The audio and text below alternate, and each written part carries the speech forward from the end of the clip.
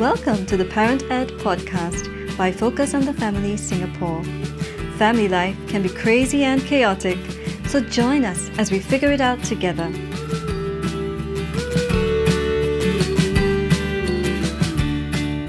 Hello and welcome to the Parent Ed podcast. My name is EJ and I'm your host for this episode.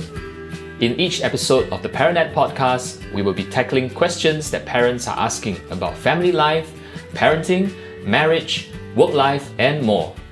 We will be speaking with everyday parents and practitioners as they share with us their experience and practical ideas. We hope that you will keep tuning in to learn with us and to grow personally in your journey as parents. For today's podcast, we will be talking about mental health and youth, specifically on the topic of dealing with stresses of youth. A survey on mental health last year found that 90% of undergrads here in Singapore said that work and studies commitments were their greatest source of stress. Other sources of stress were self-confidence, career prospects, and personal relationships. With all the mental health buzz going on around us, we might begin to wonder what's going on with our young people today and how we as parents and mentors better support them. Today on our Parent Ed podcast, I'm very privileged to have Hosanna, a young adult, and she will be sharing some insights and shed some light on the topic of stress that the young people face today. A warm welcome to Hosanna. Welcome on the Parent Ed podcast. Thank you for having me. Welcome on the show. For a start, please share with our podcast listeners a little bit more about yourself. All right, so I'm a year 4 psychology student in SUSS. I'm 25 this year and I have a younger brother. So let's go straight onto the topic about stress. As a young adult, as a young person who is busy studying and going to the workforce, what's your take on this topic of stress? Is it a yay or a nay? Well, I think stress in itself is not bad or good. It's just neutral. But there is a good form of stress, and it's the kind that motivates us to pursue things that we need to do, right? If we are not stressed out at all, we'll end up taking a back seat and just letting things happen rather than actually taking actions and taking steps to carry out certain things. So stress in itself can be good, but usually the correlation that we have towards stress is negative. And it's because we tend to operate outside of the optimal amount of stress that we should be operating under. So that's when it starts to have detrimental effects on us. Not being able to sleep properly or not being able to eat properly, all these kinds of things happen, right, when we're stressed, and that's the bad side of it. So yeah, I would think that it's both good and bad. I totally agree with you that, when it comes to the topic of stress, we should not always look at it from a very negative perspective. And Hosanna, like you rightfully put it, so we all have our optimum level of stress. Stress can be good and can be bad, and each of us can manage and handle that limit of stress very differently. Just like sitting at where we are right now, how I handle stress, my limits and yours can be vastly different. So it seems like, as I hear you share, it is also important that we know how to manage our stress, that affects us, which we're going to come and talk about it later. But I'm very curious, based on the survey results that I mentioned earlier, where 90% of undergrads today are feeling very stressed out, and with work and studies commitment being the biggest source of stress. What's your take on this survey finding here? Coming from a student, I'm in my 4th year of university, so I definitely agree that work and study commitments is one of the biggest sources of stress for people my age, because at this stage of life, for those of us who are in university, right, we're not just studying to get into the school of our choice anymore. Now we're studying for a career that we are going to be pursuing, so the stakes are much higher in our situation. And on top of that, we're already starting to think about work prospects, once we graduate. And if you take a quick search for jobs, most of the requirements, they include, you have to have a minimum number of work experience, which is quite difficult for us to get because most of the time you need to have your degree and work experience to get a job. But you can't get the work experience unless you first get a job, right? So it's a vicious cycle of trying to maintain proper grades in our school, so handling our studies, while at the same time having to work to get that work experience that we need for our future jobs. For other people, it might even be having to start to consider how to plan our finances in that way, because with inflation and the way things are going right now, right, a lot of people my age are trying to figure out how do we reach that level of financial security at an earlier age. Because I mean, if we want to settle down, we want to get married, get a house, you need to have some form of financial security, which again, you can't get unless you have a job and all that. So it's a whole cycle. So definitely I would think that work and study commitments are one of the bigger sources of stress for us at my age. It's so true. As I was listening to you, I just can't help but keep nodding at every sentence and statement you're making. And it sounds like everything is interconnected and related, as you mentioned earlier in that cycle. One impacts the other. And, before this podcast recording, I was just checking in with Hosanna, and we found out our age difference, which is quite huge. Many years a senior, we were from the same junior college previously, and I say this in the context that back in my time, the stakes weren't that high. There was much more predictability, the environment that we live in, even when it comes to academics, even when it comes to the workforce. Everything seems quite in sequence and quite predictable. You study this and you go out and you do this job per se.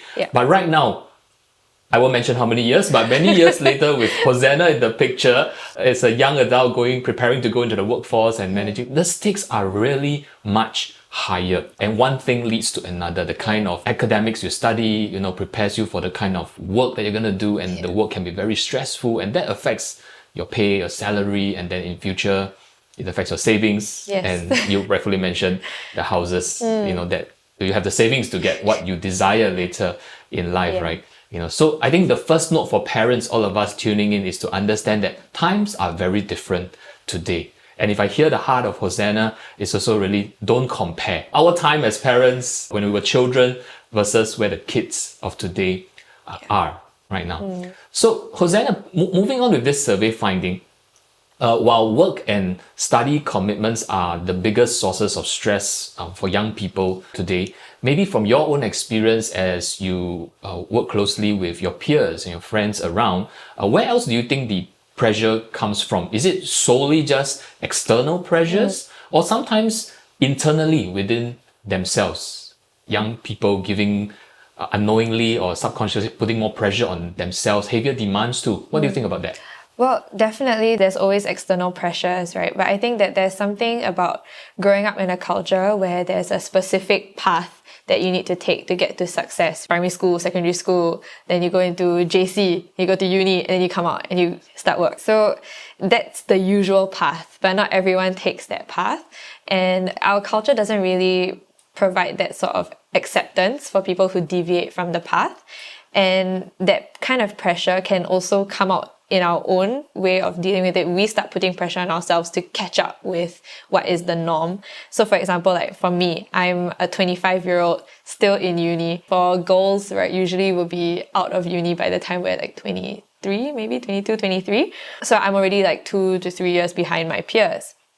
So when I introduce myself to someone new, especially someone of the older generation, and I say, oh, I'm in my final year of uni. Oh, how old are you? And I go, oh, I'm 25. The first thing that comes out of their mouth sometimes it's, oh, what happened? Like as if there was some major issue that went on in my life that derailed me from the usual path. But the reality was I just wanted to have a taste of working life before I went into uni, to make sure that I knew what I was signing up for when I studied in university. So, these kinds of comments, which may seem harmless, it could just really be a question of trying to find out why I started uni later. But the way that it's phrased or the tone that comes across, sometimes it makes us feel like as if, did I fail somewhere along the way? Did I actually make a mistake? And then that sort of doubt comes in, and that makes us start to put more pressure on ourselves to, okay, I need to catch up with the rest of my peers because people are judging me for this already. So I think that is definitely one of the internal stresses, is the whole idea of trying to play catch up with your peers. Again, as you look at your peers who closely alongside you, apart from these internal pressures that they give on themselves, trying to, again, in this high-stake environment, are there other sorts of pressure that you observe around the friends that you are hanging out with? Like what I mentioned about the whole comparison, right? Some of the things that I noticed, for example, I'm studying psychology in SUSS and it's a part-time degree.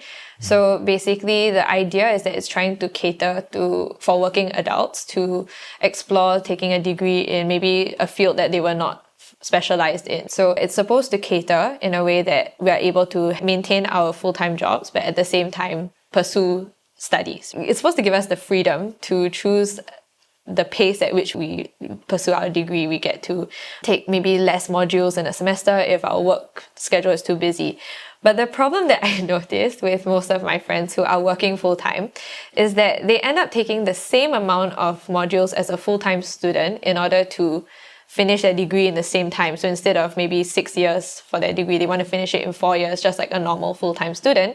But they're also balancing it with a full-time job. So instead of easing the pressure on themselves to balance work and study, they are adding on more pressure to themselves, which defeats the whole purpose. And then they end up feeling more stressed, more mental burnout, and then it just defeats the purpose of the whole system. It's very interesting as you shared some of these examples that you have encountered among your friends. One is where the stress and the pressure came from external sources like friends or family members who threw questions, and it's not out of any ill intentions, sometimes just curiosity, but that stirred within a person, if he or she who doesn't know how to manage the stress or the pressure well, it may drive him or her to put extra pressure on themselves, to put themselves in a maybe very challenging mental health kind of state. And then we have the other situation where the ecosystem, the environment, the structure has set it up such that you're not supposed to feel so stressful. Yes. You can pace it out, take it easy. However, the individual